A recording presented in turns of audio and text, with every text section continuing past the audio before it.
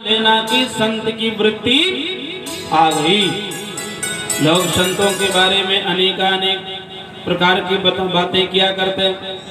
कोई कहता संत बनने के लिए घर बार छोड़ना पड़ेगा, कोई कहता नहीं आप संत बनने के लिए तो गंगा के किनारे जाकर के बसना पड़ेगा, कोई कहता नहीं साहब संत बनने के लिए तो हिमालय की किंद्राओं में जाकर के तप करना पड़ेगा, कोई कहता नहीं साहब संत बनने के लिए तो जंगल में झोपड़ी बनाने पड़ेगा, कोई कहता नहीं साहब संत बनने के लिए तो मुड़ उड़ाना पड़ेगा, कोई कहता नहीं साहब संत बनने के लिए तो बड़ी बड़ी दाढ़ियां बनानी पड़ेगी, कोई कहता नहीं साहब संत बनने के लिए तो बड़ी बड़ी जटाएं बढ़ानी पड़ेगी, कोई कहता नहीं साहब संत बनने के लिए तो लाल पीला कपड़ा पहनना पड़ेगा। पर यूर्षि वेदमूर्ति तपोनिष्ठ पंडित श्री राम शर्मा आचार्य जी कहा करते बेटा संत बनने के लिए वेश बदलने की जरूरत नहीं है, मन न रंगाए रंगाए जोगी कपड़ा है। उसके लिए तो अंदर वाले को रंगाना पड़ेगा साहब, बाहर के वेश बदलने से कोई संत नहीं बनता। संत बनने के लिए तो अंदर वाले को रंगाना पड़ता है।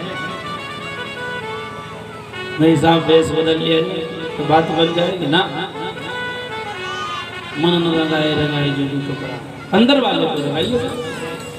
परम पूज्य गुरुदेव कहा करते थे बेटा कोई जरूरी नहीं घर बार छोड़ा जाए तभी संत बना जा सकता है, संत तो गृहस्थ में रह करके भी बना जा सकता है। गुरुदेव ने कहा बेटा एक संत थे तुकाराम, एक दिन खेत की ओर जा रहे थे, उनकी धर्मपत्नी ने देखा तो कहा क्यों जी कहाँ चले? तुकाराम ने कहा भैया हम तो खेत की ओर जा रहे हैं। पत्नी ने जब पूछा तो कहा देवी मैं तो खेत की ओर जा रहा। तो उनकी पत्नी ने कहा ऐसा है जब खेत से लौटने लगना तो 4-6 ठू गन्ना लेते आना। गन्ना कहते ऊपर कहते क्या कहते हैं? गन्ने कहते हैं। 4-6 ठू लेते आना। तो उन्होंने कहा ठीक है देवी। तो गए घूम घूम करके पूरे खेत का अवलोकन किया। जब खेत से लौटने लगे तो अपनी पत्नी की बात याद आ गई। तो उन्होंने कहा जब अपनी पत्नी ने कहा तो 4-6 ठू क्या लाओ 10-12 ठू गन्ना लेते चलते हैं। 10-12 गन्ना तोड़े, बढ़िया सा गट्ठर बनाया, कंधे पर रखा और चल पड़े। जब गांव के किनारे पहुंचे तो छोटे छोटे बच्चे खेल रहे थे।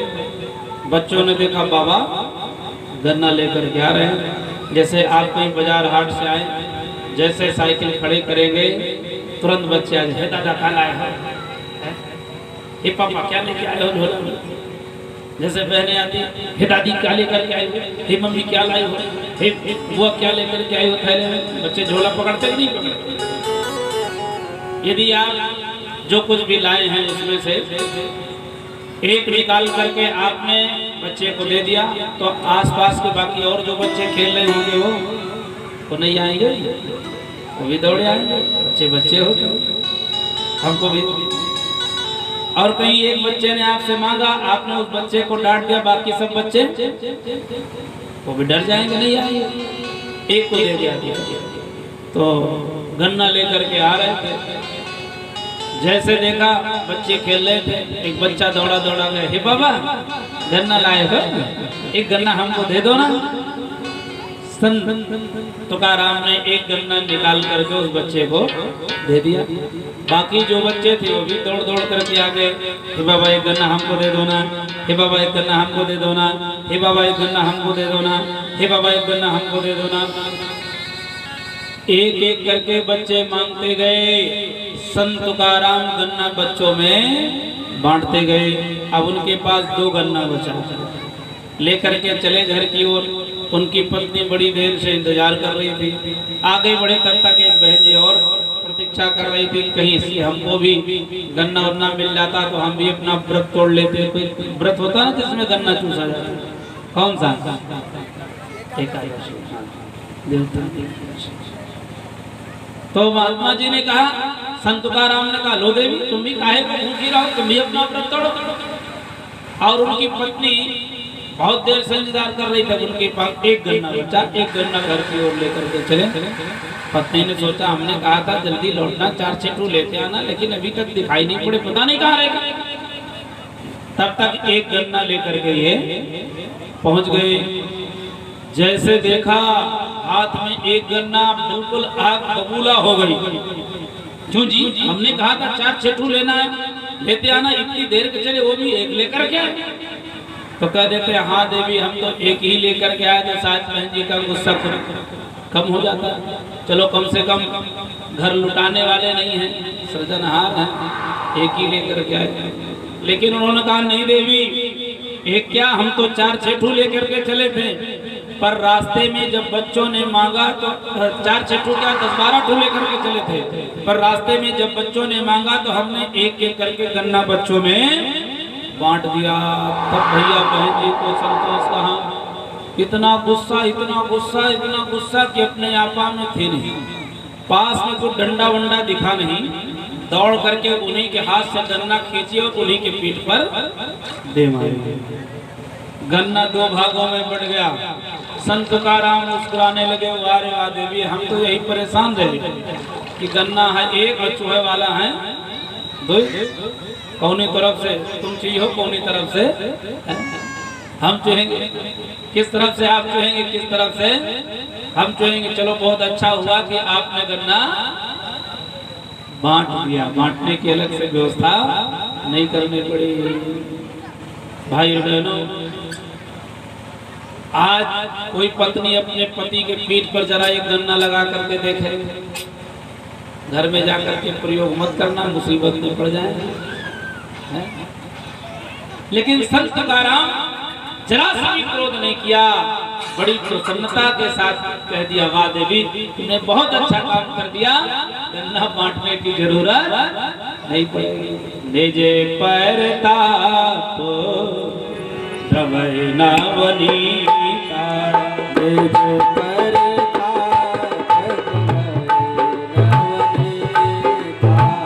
निजे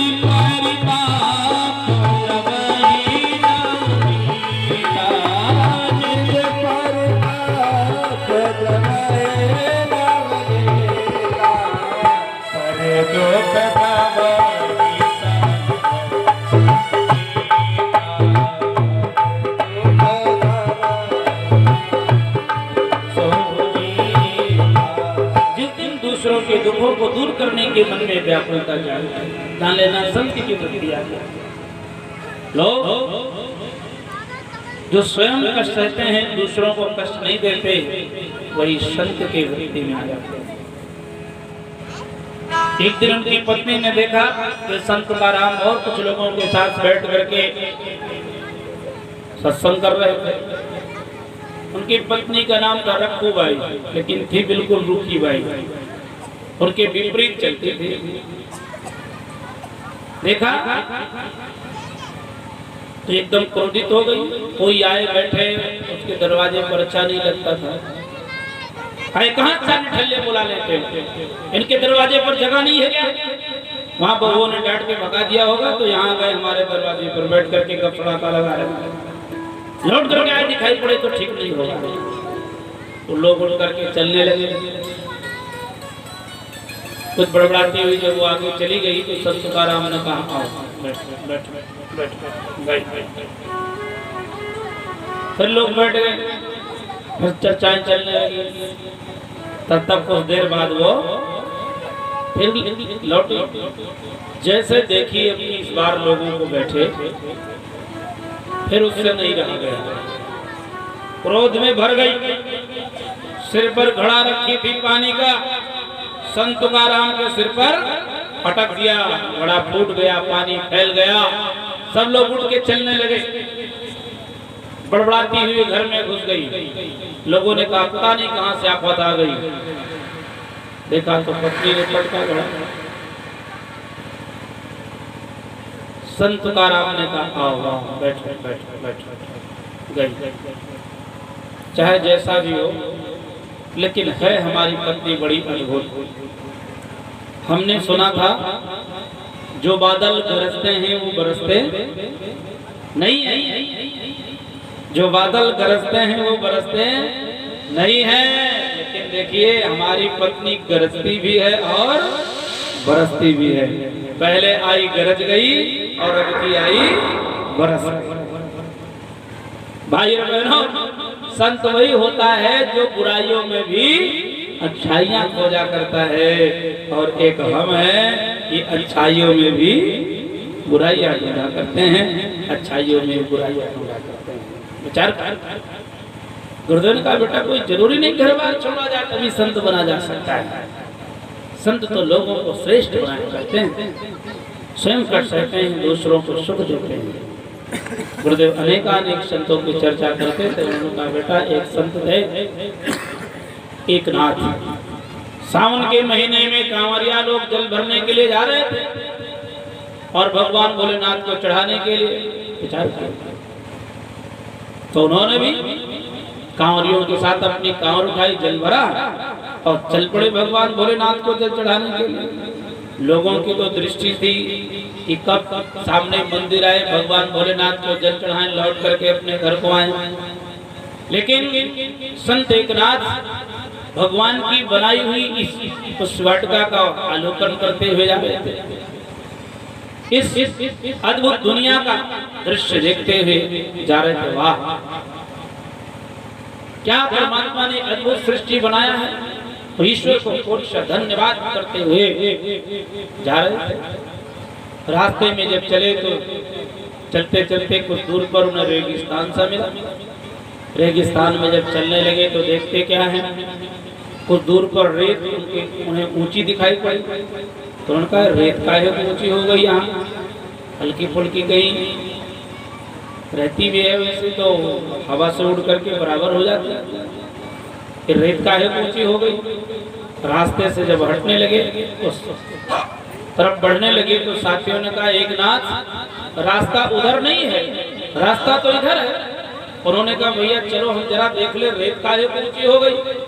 जब रेत की तरफ उधर बढ़ने लगे तो देखते क्या है, रेत नहीं लगता कोई जानवर पड़ा है, ये तो हवा से उसके ऊपर रेत चढ़ी है, ये रेत नहीं है। और मन में जिज्ञासा हुई आखिर कौन सा जानवर है। आगे बढ़ते तो देखते कोई और नहीं, गधा है। उनको समझने में देरी नहीं लगी, तुरंत समझ गए। उन्होंने सोचा इस बेचारे को बुद्धि तो होती नहीं, ये प्यास के मारे व्याकुल हुआ होगा, पानी की तलाश में निकला होगा, पानी नहीं मिला तो बेहोश होकर के गिर गया। आखिर चलो देख ले जिंदा है कि मर गया। और मन में जिज्ञासा बढ़ी। जब आगे बढ़ते हैं तो देखते क्या है, उसकी बड़ी लंबी लंबी सांसें चल रही।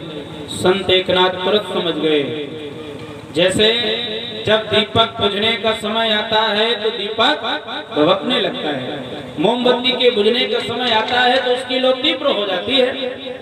ठीक उसी प्रकार से जब जीव का अंतिम समय आता है तो सांसों की गति बढ़ जाती है। तो तुरंत समझ गए कि इसका मतलब इसे जल नहीं मिला तो इसके प्राण चले जाएंगे।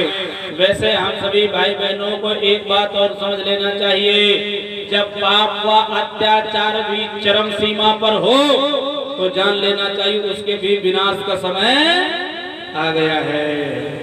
और भाई और बहनों, जितना पाप व अत्याचार इस समय चरम सीमा पर है, इतना शायद कभी ये भी समझ लेना चाहिए कि इसका समय अति निकट है। अब पाप अत्याचार धरती पर रहने वाला नहीं है, क्योंकि युगल ने कहा है अन्याय और अधर्म धरती पर टिक नहीं पाएगा। अब पापी अत्याचारी अधर्मियों के लिए खैर नहीं है, क्योंकि महाकाल का चक्र चल रहा, सभी बदल जाएंगे और जो नहीं बदलेंगे अपने आप कुचल जाएंगे। देख रहे हैं आप कैसे कैसे धुरंधर अंदर हो रहे। गुरुदेव ने कहा राजतंत्र धर्मतंत्र को दिशा दिखाएंगे, कुरीतियों और पाखंडों को जड़ों से। भाई और बहनों, इस समय बड़ा अति निकट।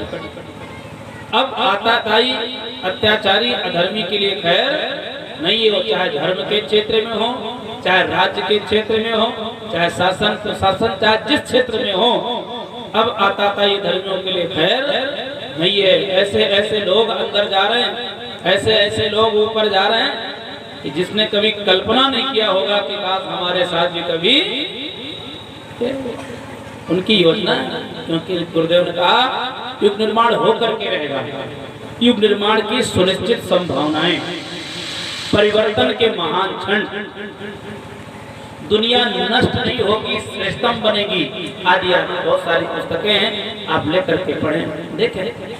परिवर्तन बहुत तेजी से हो रहा है, समय बदल रहा है। जो समय के साथ नहीं बदलेगा उसको समय बदल देगा, इसलिए अति आवश्यक है। तो संत एकनाथ भी समझ गए कि इसका भी समय अति निकट है, यदि इसको जल नहीं मिले तो इसके प्राण चले जाएंगे। वो जो कांवर कंधे पर रखे थे उतार करके जमीन पर रखने लगे। साथियों ने देखा एक रात इस जल को जमीन पर रख दोगे तो भगवान भोलेनाथ को कौन सा जल चढ़ाओगे, क्योंकि जमीन पर रखा हुआ जल भगवान से स्वीकार नहीं करेंगे। उन्होंने कहा भगवान भोलेनाथ को देखेंगे बाद में, पहले इसको देख लें। एक हाथ से उसका मुख पकड़ा, दूसरा हाथ जो खाली था उसमें घड़ा लिया। जैसे उसके मुख में जल डालने चले, साथियों ने फिर आवाज लगाई, यदि जल को जानवर को पिला दोगे तो फिर जल कहां से लाओगे भगवान को चढ़ाने के लिए। संत एकनाथ ने कहा भगवान भोलेनाथ को जल बाद में चढ़ाएं, पहले इसके प्राण बचाएं। जितना जल था पूरा का पूरा जल उन्होंने उस गधे को पिला दिया। उसके बाद हाथ जोड़ करके नेत्र बंद करके बैठ गए। उन्होंने कहा आप चाहे जो भी रहे हो, आपकी प्यास तो इतने में नहीं बुझी हुई होगी। यदि मुझको मालूम होता कोई प्यास के मारे तड़पता मिलेगा, मैं अधिक मात्रा में जल लेकर के आता, पर कोई बात नहीं, इस जल से कुछ न कुछ राहत तो आपको जरूर मिली हुई होगी। आप अपने प्राणों को कुछ क्षणों तक रोक करके रखना। हम जा रहे हैं, जहाँ कहीं भी पास में जल मिलेगा पर्याप्त मात्रा में जल लेकर के आएंगे और खूब भरपेट आपको जल पिलाएंगे। इतना कह करके जब संत एकनाथ ने आंखें खोली तो सामने कोई गधा गधा नहीं, साक्षात शंकर भगवान थे। बोले भगवान भोलेनाथ की जय होवे, तेरी जय होवे, तेरी जय होवे। गौरापत भोलेनाथ आपकी जय होवे, गौरापत भोलेनाथ जय होवे, तेरी जय होवे, तेरी जय होवे। गौरापत गौरापत भोलेनाथ आपकी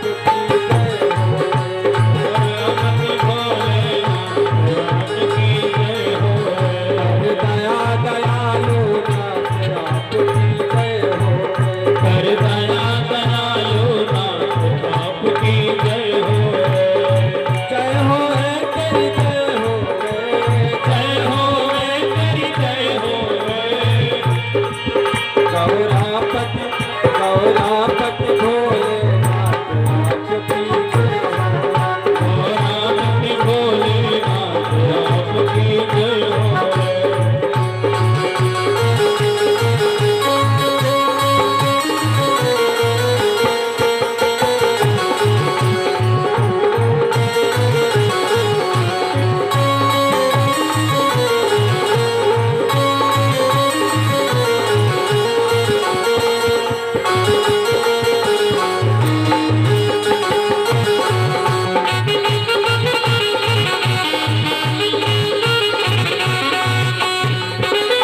भस्मासुर ने करी तपस्या, भस्मासुर ने करी तपस्या, प्रभु ने दिया वरदान है ऐसा, प्रभु ने दिया वरदान है ऐसा। खुद छोड़ दिया कैलाश आपकी जय होवे, खुद छोड़ दिए कैलाश आपकी जय होवे।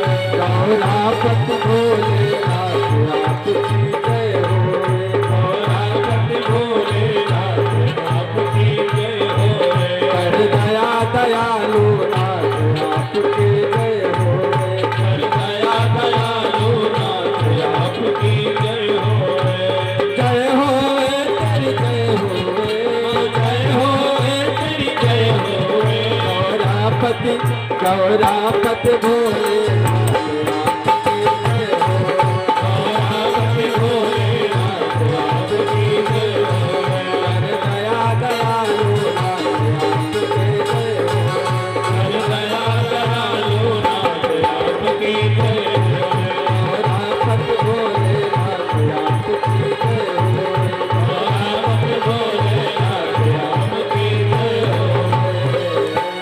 बोले भगवान भोलेनाथ की जय। संत एकनाथ की जय। भाई बहनों, देवर्षि नारद जी भी ऐसे ही एक संत हैं। नारद जी के बारे में प्रसंग आता है। एक बार देवर्षि नारद जी भगवान विष्णु से मिलने के लिए देवलोक जा रहे थे। इधर से देवर्षि नारद जी जा रहे थे, उधर ऊपर से एक देवदूत उतर रहा था।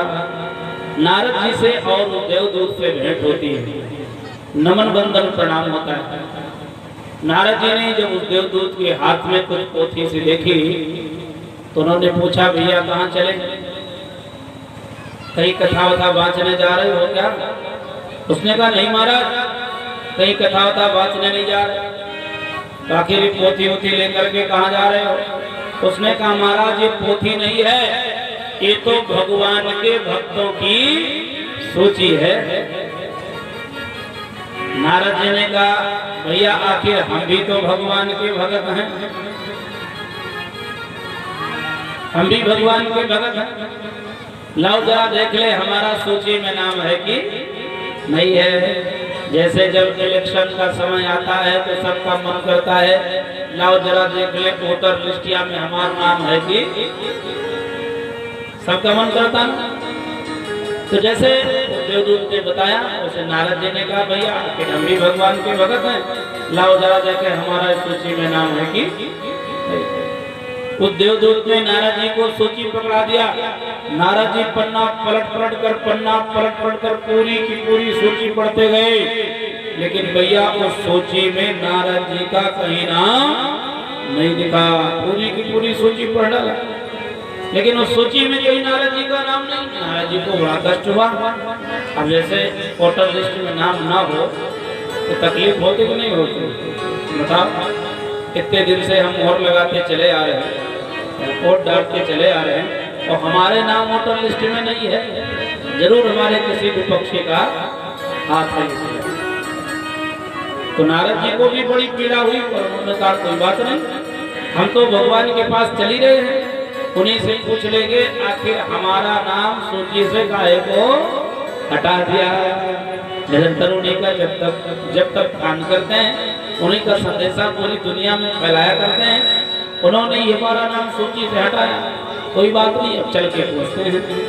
ये सोच करके नारद जी जब आगे बढ़ते हैं तो देखते क्या है, एक दूसरा भी देवदूत उतर रहा था, उससे भी भेंट होती है, नमन वंदन प्रणाम होता है। नारद जी ने जब उसके हाथ में कुछ देखा, पन्नों का ढेर, तुरंत पूछा, भैया आप कहाँ चले, ये पत्रा वत्रा है क्या, किसी की साइज वाइज विचारने जा रहे हैं क्या? उसने कहा, ना महाराज, तो कोई पत्रा नहीं है, तो भगवान के भक्तों की सूची है। तो नारद जी ने कहा, भैया तुम अगवा लेके जाते रहे हो, एक फोटो कॉपी कराए हुए का? नहीं महाराज, फोटो कॉपी नहीं है। तो कोई एडिशनल लिस्ट निकली है क्या? अभी आपने देखा होगा कभी कभी क्या होता है, इलेक्शन के समय कुछ बच्चे लोगों के नाम की लिस्ट आ जाती है। तो कहा, नहीं महाराज, कोई अतिरिक्त नहीं है, कोई एडिशनल नहीं है। है भैया, कैसी ना आपने फोटो कॉपी कराया है, एडिशनल है, तो आखिर ये है कैसी? उस देवदूत ने कहा, महाराज, जो अभी आगे वाले देवदूत सूची लेकर के जा रहे थे, उस सूची में भगवान के उन भक्तों का नाम है जो भक्त भगवान का ध्यान करते हैं, और हमारी सूची में उन भक्तों का नाम है जिनका ध्यान स्वयं भगवान करते हैं। देवर्षि नारद जी ने कहा, ऐसे भी कुछ सौभाग्यशाली भक्त इस दुनिया में हैं क्या, जिनका ध्यान स्वयं जगत के पालनहार करते हैं। जैसे आपने देखा होगा, जो बच्चा घर में बैठा टीवी देखता रहता है, मोबाइल चलाता रहता है, या जो बच्चा इस समय खेत में गेहूं कटवा रहा है, माँ का किस पर ज्यादा ध्यान होगा? माता पिता का ध्यान किस बच्चे पर होगा? जो घर में टीवी देखता है या मोबाइल चलाता है, जो खेते में है, जो काम में लगा है, ध्यान कहाँ होगा? पता नहीं भैया, गाँव में परेशान है, पानी की ख्याल किसका होगा?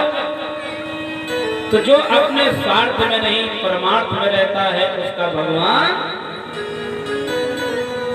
इसलिए निवेदन है स्वार्थ वृत्ति को छोड़े।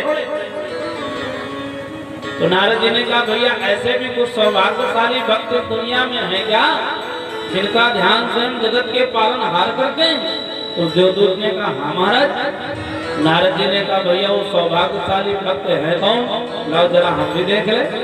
जैसे उस देवदूत ने सूची पकड़ाई, नारद जी ने सूची पढ़ना प्रारंभ किया तो सबसे ऊपर वाली लाइन में देवर्षि नारद जी का ही नाम लिखा था। देवर्षि नारद हुए भक्तों में श्रीमान। देवर्षि नारद हुए भक्तों में श्रीमान, परहित चिंतन में निरत उनसा कोई न हो। परहित चिंतन में निरत उनसा कोई न हो। परहित चिंतन में निरत उनसा कोई न हो।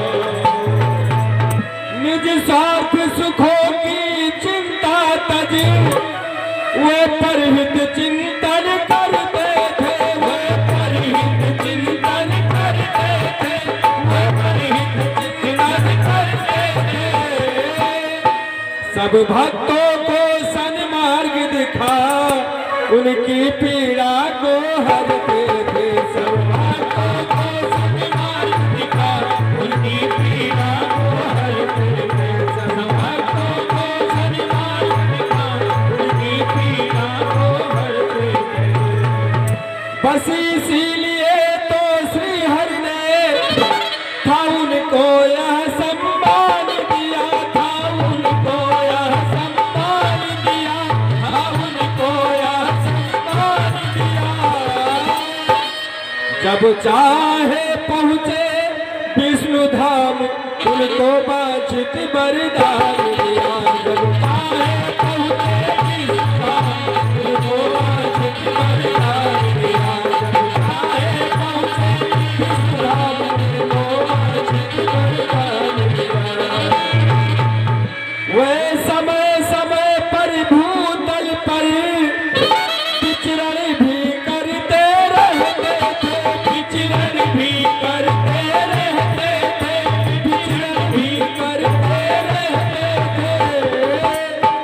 बहुआ तप से पीड़ित जन की चर्चा श्री हरि से करते थे। बहुआ तप से पीड़ित जन की चर्चा श्री हरि से करते थे। बहुआ तप से पीड़ित जन की चर्चा श्री हरि से करते थे।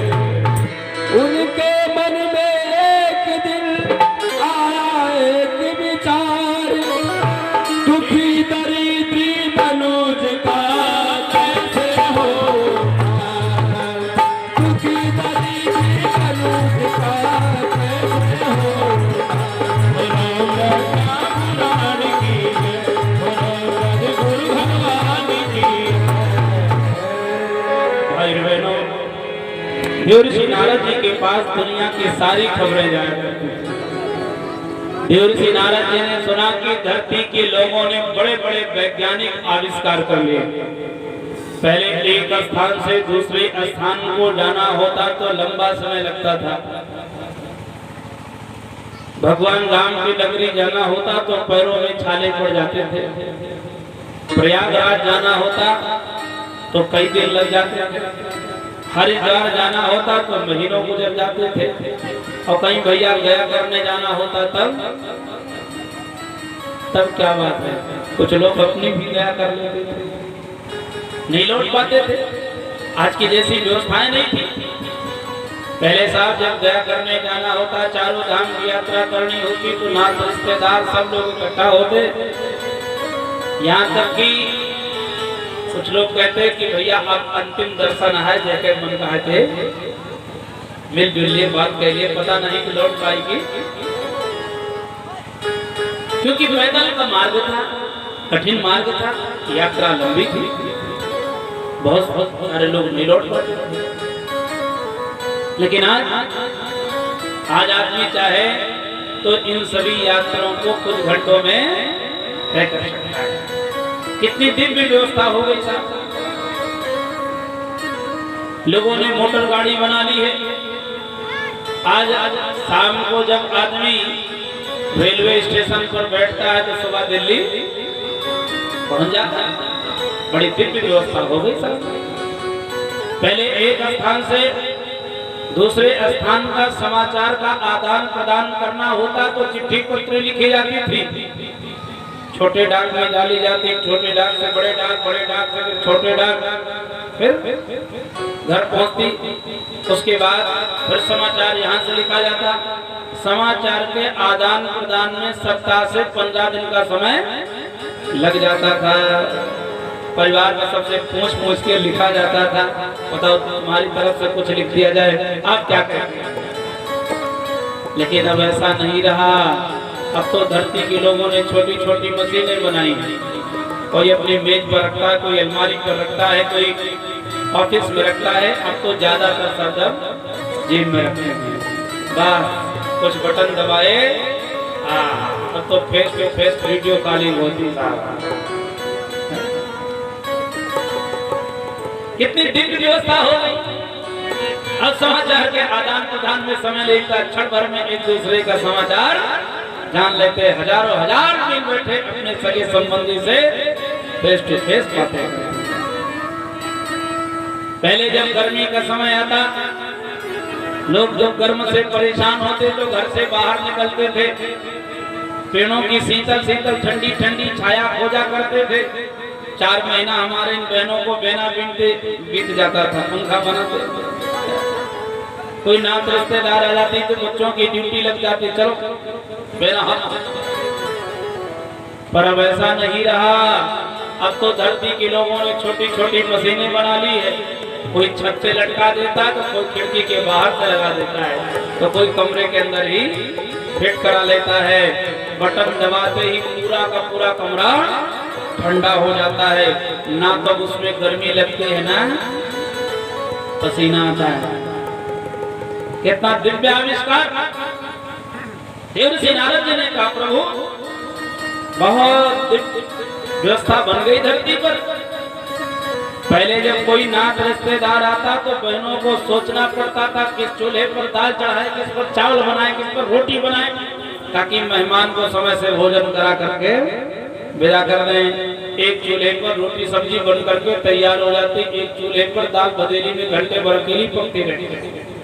बहनों को बार बार देखना पड़ता कहीं दाल न बह जाए, कहीं चावल न जल जाए।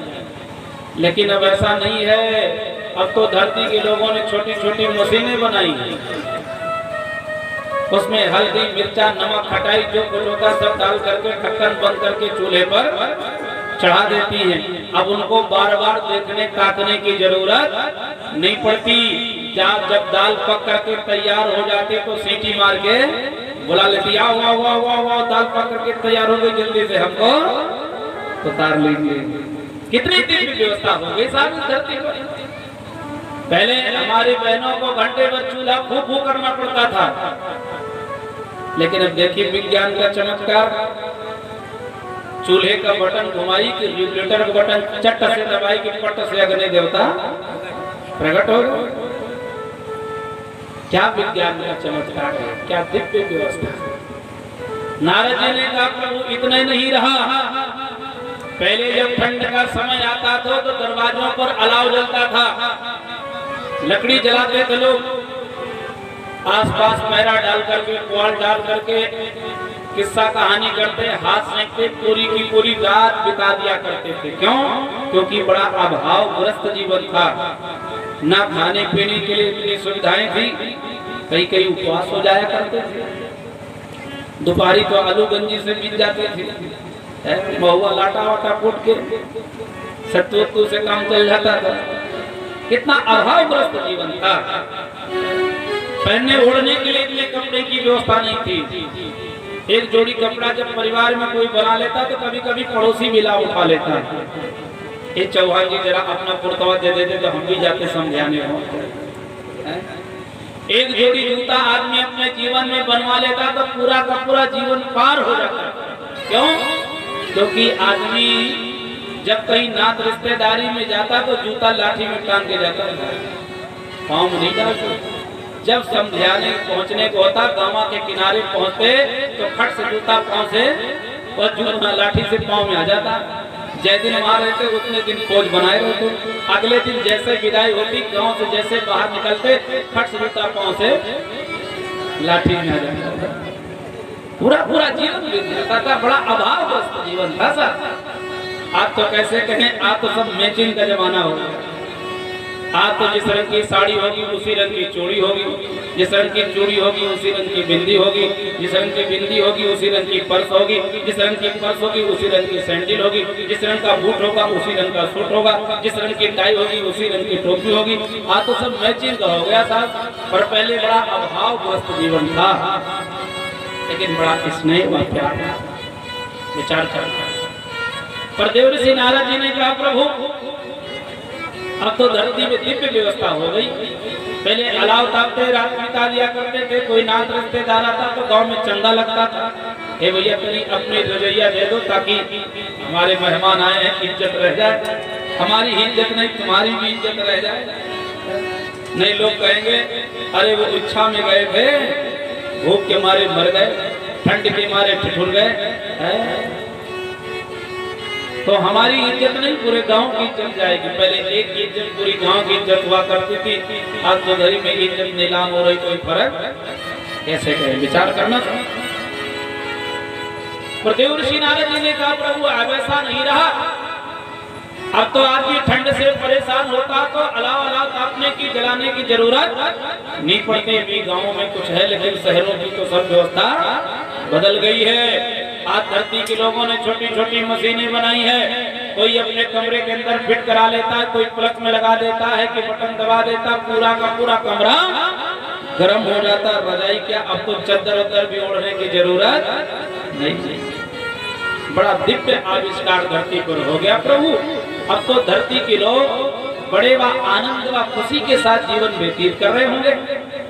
अब लोगों के पास बहुत समय बचता होगा, क्योंकि पहले छोटे से छोटे काम को करने के लिए बड़ा लंबा समय लगता था, लेकिन अब बड़े से बड़े काम थोड़े समय में हो जाते हैं। कितनी दिव्य व्यवस्थाएं बन गई, मशीनीकरण हो गया। पहले खेतों की कटाई के लिए कितनी व्यवस्था करनी पड़ती थी, लेकिन आज देखिए कितनी बढ़िया मशीन आती है कि घंटा भर में बिगहा के बिगहा एकदम साफ कर देती है। दाना अलग, भूसा अलग कर देती है। पहले कहीं एक गड्ढा खोदना पड़ता था, कई दिन लग जाते थे, लेकिन जैसे भी मशीन आई मुनचवा कैसे मारा, सब उजाड़ के रख दिया, गड्ढा बना दिया। क्या दिव्य व्यवस्था। तो नारद जी ने कहा, प्रभु अब तो लोगों के पास समय बचता होगा, क्योंकि छोटे से छोटे काम को करने के लिए लंबा समय लगता था, लेकिन अब बड़े से बड़े काम थोड़े समय में हो जाते हैं। तो अब तो लोगों में बड़ा स्नेह व प्यार होगा, क्योंकि जो समय बचता होगा लोग एक दूसरे के सुख दुख में लगाते होंगे, पूजा जब तक ध्यान में लगाते होंगे, यज्ञ सत्कर्म में लगाते होंगे, परमार्थ और पुण्य के कार्य में लगाते होंगे। देवरान जेठान में भी प्रेम होगा, सास बहू में भी प्रेम होगा, बहू में सासू की सेवा करती होगी, बेटे भी पिता का ख्याल रखते होंगे। बड़ा स्नेह व प्यार होगा धरती पर। अब तो धरती पर बिल्कुल स्वर्गीय वातावरण बन गया होगा प्रभु। स्वर्गीय वातावरण क्या, स्वर्ग से भी सुंदर हो गया होगा, क्योंकि जो धरती का मानव सुविधाएं पा रहा है वो स्वर्ग में बैठे हुए देवताओं को भी दुर्लभ है। अब तो धरती पर बड़ा आनंद व खुशी का समय होगा, सुख और चैन होगा। क्यों ना प्रभु हम ऐसे धरती के स्वर्ग को देख करके आए। भगवान विष्णु ने कहा, नारद जी आखिर आपको रोकने वाला कौन। आप तो किसी भी समय किसी भी क्षण कहीं भी जा सकते हैं। आप जाइए ना, धरती के स्वर्ग को देख करके आइए और वहाँ के शुभ समाचार से हमको भी अवगत कराइए।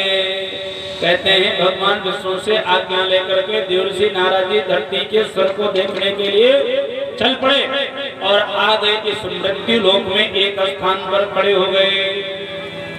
तो उन्होंने सोचा कि दुनिया को देखना कहाँ से प्रारंभ करें। तब तक उनके मस्तिष्क में एक चिंतन आया, क्या कि दुनिया का हर काम करने से पहले भगवान का दर्शन कर लेना। कहते जाओ भाई कि न चाहिए हैं।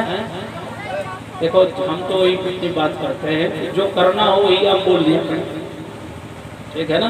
इसीलिए हम आपके लिए छोड़ते हैं। दुनिया का हर काम करने से पहले भगवान का दर्शन कर लेना। बताओ इच्छा वालों, न चाहिए खाओ कर चाहिए हैं? बोलो ना। हाँ, अब एक जने ने कहा था ये सब कहने तो कुछ बोल ही नहीं रही है। ना कर चाहिए जो करेगा बता दिन कर भाई हैं? तो दुनिया का हर काम करने से पहले भगवान का दर्शन कर लेना। आप क्या करते हैं मैं नहीं जानता, लेकिन हम आप जिनको भगवान मानते हैं प्रभु श्री राम करते हैं वो भी करते थे। प्रातः काल उठी रघुनाथ,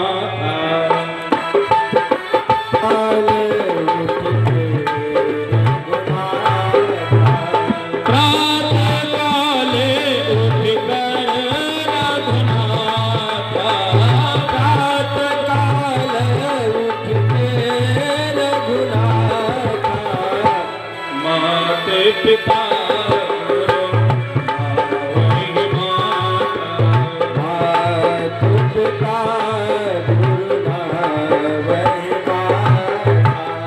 सुबह उठ करके प्रभु श्री राम अपने भगवान को प्रणाम करते थे, नमन करते थे। भगवान माने कौन?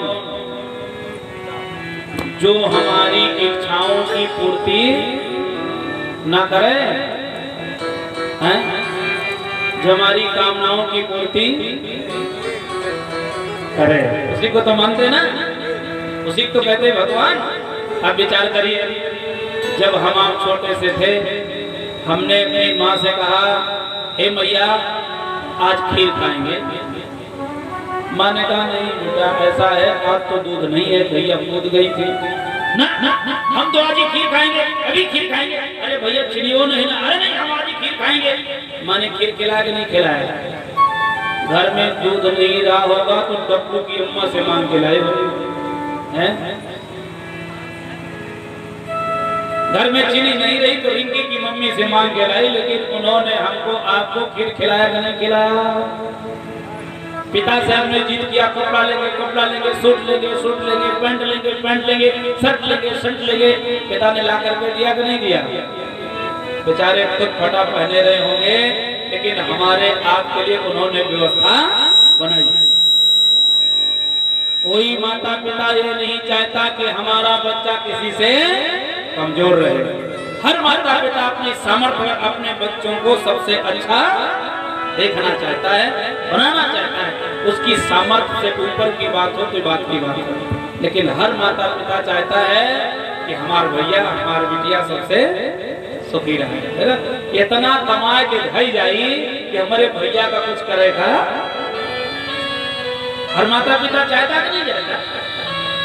हम अपनी बिटिया का इतना दई दई कि मन ससुरे में जा तो कोनो जरूरत हर माँ चाहती है, हर कोई चाहता है। तो हमारे आप जो भगवान हुए कि नहीं हुए? उन भगवान क्या हो सकता देरी लग जाए, लेकिन इन भगवान क्या जैसे अर्जी लगाई जाती है। विचार करिए, हमारे माता पिता जीते जी भगवान हैं इस धरती के। उन भगवान को हमने देखा कि नहीं देखा? विचार करना। जो उच्चतर साधक है उनकी बात नहीं करते, पर जन सामान्य विचार करना। लेकिन यदि इन भगवान की कृपा न होती तो उन भगवान को भी हम जान जीते जी हमारे भगवान है। यदि इच्छा में बैठे हुए हमारे भगवान हमारे माता पिता हमसे संतुष्ट नहीं हैं तो दुनिया में कोई भगवान हमसे प्रसन्न होने वाला, किसी मंदिर में हमारी प्रार्थना स्वीकार होने वाली नहीं है। विचार करना। अब आप क्या करते हैं मैं नहीं जानता, और जिनको हम भगवान मानते हैं प्रभु श्री राम, वो भी सुबह उठते थे तो अपने माता पिता के चरणों में चिकोटी काटते थे, हैं? क्या करते थे? प्रणाम करते। प्रातः काल के रघुनाथ, प्रातः काल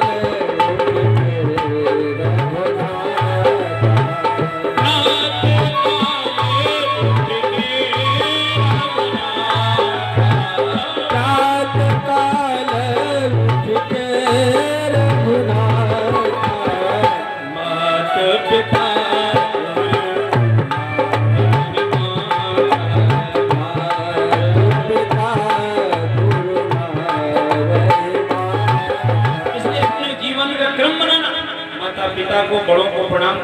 गुरु का ध्यान करना और फिर किसी न किसी इष्ट मंत्र का जाप जरूर करना। लेकिन कैसे कहें, लोग ध्यान नहीं देते। माताएं भी बच्चों से कहती है, हे भैया, हे बिटिया, बिट्ठू अगरबत्ती गायत्री माता के लगे जला दिन करो, शंकर जी का एक लोटा जल चढ़ा दिन करो, देवी मैया का, काली मैया का, महारानी मैया का जल लोटा चढ़ा दिया करो। लेकिन बच्चे भैया बिल्कुल ध्यान नहीं देते। पर विचार करिए, बार बार माँ कहती है प्रणाम कर लिया करो, आशीर्वाद ले लिया करो, बच्चे नहीं ध्यान देते। लेकिन भैया जहके जहके ये समय इम्तिहान चल रहा, अभी थोड़े दिन पहले एग्जाम हुआ और कुछ लोगों का चल भी रहा। अगर महतारी एक बार कहीं सोए तो 10 बार मूड़ी रगड़ी हुई। एक अगरबत्ती जलाने की बात कही होगी तो मुट्ठी भर अगरबत्ती जलाई गई होगी। ये भैया टी काहे करता, थोड़ा सा देख लिया करो, थोड़ा धीमा चले लेकिन टी ना करे तो अच्छा हो जाए। कैसे कहें, रास्ते में चलते फिरते कहीं अथरा पथरा भी दिखाई पड़ा होगा तो मुंह माथा झुकाए हुए, हे देखा प्रभु तुम्हारे ही भरोसे है, हे भगवान तुम ही बेड़ा पार करोगे, अब की नंबर अच्छा हो चाहिए। जौने दिन मुकदमा में जाकर न जाने कितने देवी देवता मनाए जाते हैं। विचार करना। इसलिए निवेदन करते हैं कि ये कर्म नित्य का बनाइए। लेकिन कैसे कहें, इसलिए संतों को कहना पड़ा क्या, दुख में सुमिरन सब करे और सुख में करे न को, जो सुख में सुमिरन करे तो दुख काहे को हो, यशयावत रामचंद्र की। इसलिए जीवन का ये क्रम बनाना और प्रणाम करने से 4 चीजें अपने आप मिल जाती है। अव्यादन शील सरित्रम मृदो विषेवना चत्वार तस्य वर्धन्ते आयुर विद्या यशो बलम। 4 चीजें अपने आप मिल जाती हैं। अच्छा, कितने लोग जो चाहते हैं हमारी आयु लंबी न हो, जरा हाथ ऊपर करें तो। सब चाहते हैं ना हमारी आयु लंबी हो जाए, तो बताओ लंबी उम्र जब चाहते हो तो सासुर के पांव छूने में क्या समस्या है? मातारी बाप के गोड़ धरे में कौन परेशानी है? आयु विद्या, कौन ऐसा जो चाहता हमें बुद्धि न मिले? कौन चाहता हमारा यश न फैले? कौन चाहता है कि हमारा जीवन धन धान से परिपूर्ण न रहे? सब चाहते हैं ना। तो इसमें करने में क्या घाटा है, आप बताओ? कोई घाटा है क्या?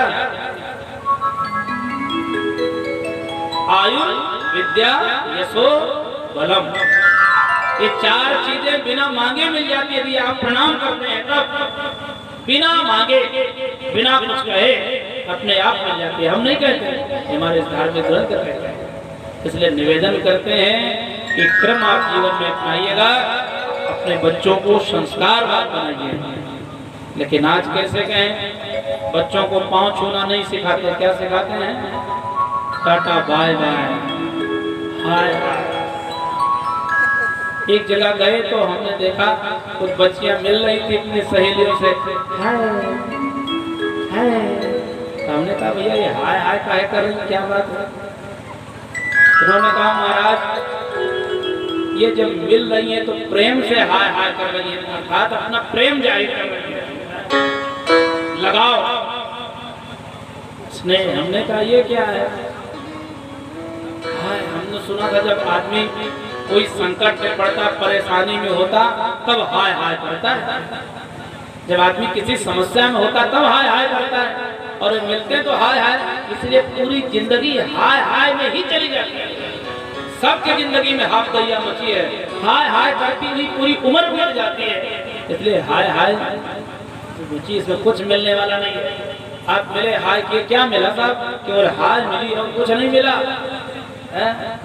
और जब प्रणाम करेंगे, अभिवादन सेवना चत्वार वर्धन्ते आयु विद्या यशो बलम, 4 चीजें मिली और उसमें क्या मिला?